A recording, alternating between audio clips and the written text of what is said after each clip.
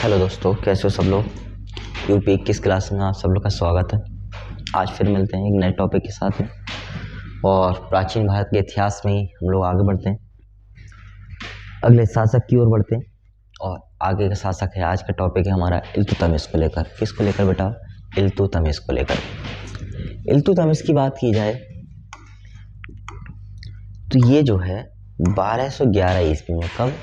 1211 ईस्वी में शासक बना और 1236 ईस्वी तक इल्तुतमिश अपने शासन पर, अपनी राजगद्दी पर रहा। शासनकाल के प्रारंभ करने की बात करें तो मैंने अभी तुम्हें बताया कि 1211 ईस्वी में इसने अपने शासनकाल क्या करा? प्रारंभ करा। देखो, इसको जो है दिल्ली सल्तनत का, दिल्ली सत्ता का वास्तविक संस्थापक माना जाता है। क्या माना जाता है? वास्तविक संस्थापक माना जाता है। क्यों माना जाता है? क्योंकि सही मामले में जो दिल्ली पर अधिकार किया वो इल्तुतमिश के द्वारा किया। क्यों? क्योंकि इसने एक काम किया, इसकी जो राजधानी अभी तक लाहौर थी। कहाँ थी? लाहौर थी। और ये राजधानी लाहौर से कहाँ ले आया? दिल्ली में ले आया। कहाँ ले आया? दिल्ली में लेके आ गया। ठीक। और इसी कारण से इसको दिल्ली का वास्तविक संस्थापक माना जाता है। देखो, बात की जाए कौन था, तो भैया ये गुलाम वंश का, यानी कि जो कुतुबुद्दीन ऐबक था उसका क्या था? उसका एक गुलाम था। किसका? कुतुबुद्दीन ऐबक का क्या था? एक गुलाम हुआ करता था लगातार। और मैंने तुम्हें बताया था इसने क्या करा, इसने जो है अपने मालिक की बेटी से शादी कर ली, विवाह कर लिया, लव अफेयर चला लिया। तो कहीं ना कहीं इसने क्या करा? मालिक की बेटी से विवाह कर लिया। हो सकता है भैया दास है, दूसरी कोई लड़की नहीं करता, तो उसने देखा मालिक की सही है, मालिक से की लड़की से शादी कर लो, दूसरी करे ना करे। अच्छा, ये जो है जाति के हिसाब से ये था इलवारी तुर्क। कौन था? इलवारी तुर्क हुआ करता था। इसका एक नाम मिलता है शमसुद्दीन, शमसुद्दीन इल्तुतमिश। क्या नाम मिलता है पूरा? शमसुद्दीन इल्तुतमिश जो है इसका नाम मिलता है। आगे बात करते हैं। सबसे पहले यानी कि जिस समय कुतुबुद्दीन ऐबक शासन कर रहा था, कौन? कुतुबुद्दीन ऐबक, कुतुबुद्दीन ऐबक लाहौर में शासन कर रहा था। कहाँ पर? लाहौर में शासन कर रहा था।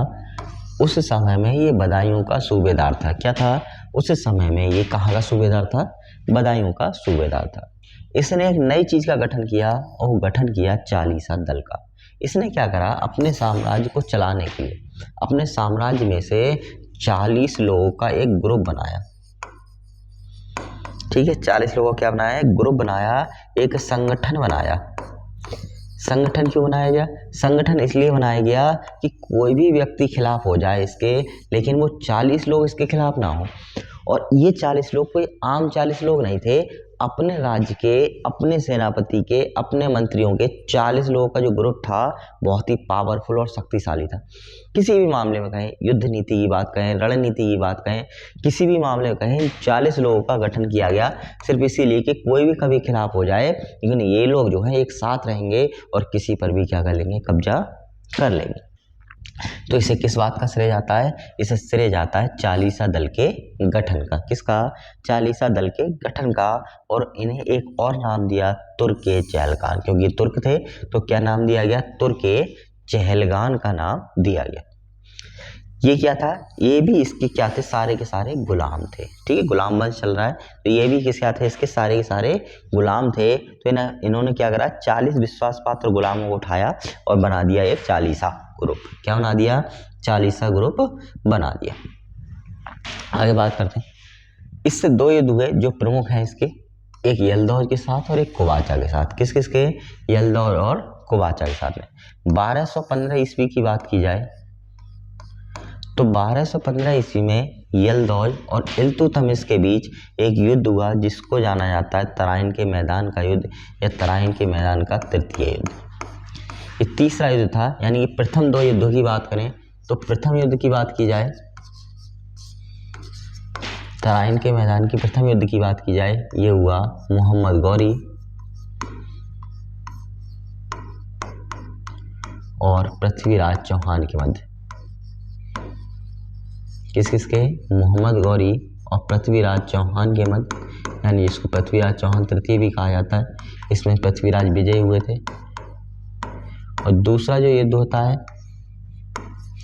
दूसरा युद्ध सेकंड वार, द्वितीय युद्ध, ये हुआ मोहम्मद गौरी और पृथ्वीराज के मध्य, यानी दोबारा से इन्हीं दोनों के मध्य हुआ। और इस युद्ध में पृथ्वीराज चौहान क्या हो गए, हार गए। और तृतीय युद्ध की बात करी जाए तो ये बात हो रही है तृतीय युद्ध की। किसकी? तृतीय युद्ध की, जो किसके मध्य हुआ, यल्दौज और इल्तुतमिश के मध्य हुआ। इस युद्ध में बात की जाए तो इल्तुतमिश की क्या हुई, जीत हुई, यानी इल्तुतमिश को जो है विजय प्राप्त हुई। क्या हुई? विजय प्राप्त हुई। आगे बढ़ते हैं। देखो, सबसे पहले एक बात की जाए कि इसने सबसे पहले अपने यहाँ पर भारत में शुद्ध अरबी के सिक्के चलवाए। क्या करा? ये जो भाषा लिखी हुई देख रहे हो तुम, ये क्या करा, शुद्ध अरबी के सिक्के चलाने का जो श्रेय जाता है वो किसको जाता है? वो जाता है इल्तुतमिश को। किसको?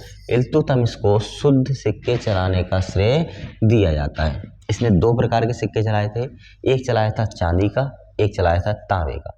तो जो चांदी का सिक्का था उसको बोला जाता था टका, और जो तांबे का सिक्का था उसको बोला जाता था जीतल। ध्यान रखोगे, चांदी के सिक्के को क्या बोला जाता था? टका, और तांबे के सिक्के को क्या बोला जाता था? जीतल बोला जाता था।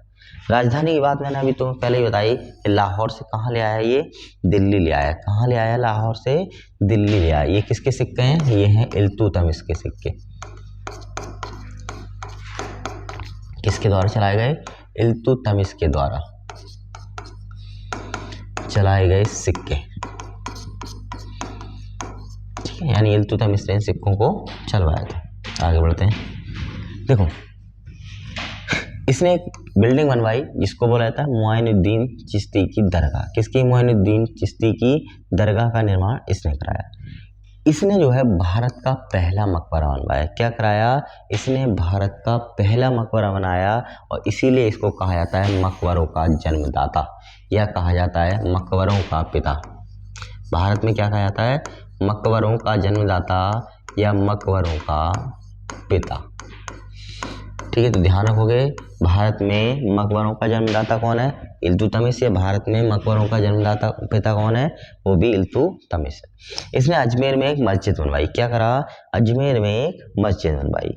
मुख्य बात, इसके समय में चंगेज खान का आक्रमण हुआ, यानी लगभग 1221 ईस्वी में क्या हुआ? इसके समय में चंगेज खान का आक्रमण हुआ। इसने महाकाल मंदिर को ध्वस्त, उज्जैन का जो महाकाल मंदिर है, किसका? उज्जैन का जो महाकाल मंदिर है, उस मंदिर को भी क्या करा? इसने ध्वस्त कराया, यानी खत्म कराने का जो काम किया वो भी इसने किया था महाकाल मंदिर को। इसने कुतुब मीनार का निर्माण पूरा कराया था। जो कुतुब मीनार थी जिसकी शुरुआत किसने कराई थी? कुतुब मीनार जिसकी शुरुआत किसने कराई थी? कुतुबउद्दीन ऐबक ने। कुतुबुद्दीन ऐबक ने शुरू करी थी। उसका निर्माण पूर्ण कार्य कराने का श्रेय किसको जाता है? इल्तुतमिश को। किसको? इल्तुतमिश को। यानी इल्तुतमिश ने क्या कराया? कुतुब मीनार का निर्माण पूरा कराया था। दूसरी बात, इसकी मृत्यु हुई 30 अप्रैल को। कब को? 30 अप्रैल 1236 को क्या हो गई? इसकी मृत्यु हो गई, और इसका मकबरा बनवाया गया। और मकबरे की खासियत ये है, इसके मकबरे पर छत नहीं। देखो, यहाँ से खुला हुआ देख रहे हो तुम लोग, ठीक है, ऊपर भी छत कहीं नहीं है, इस पे पूरा क्या है? इसका खुला हुआ है, ठीक है। तो इसको क्या माना जाता है? बिना छत वाला मकबरा माना जाता है। ये रणथंभौर दुर्ग जीतने वाला प्रथम शासक था। कहाँ का? रणथंभौर दुर्ग जीतने वाला ये प्रथम शासक था, ठीक है। इसने जो मकबरा बनवाया था सबसे पहले, वो बनवाया था अपने पुत्र का। किसका?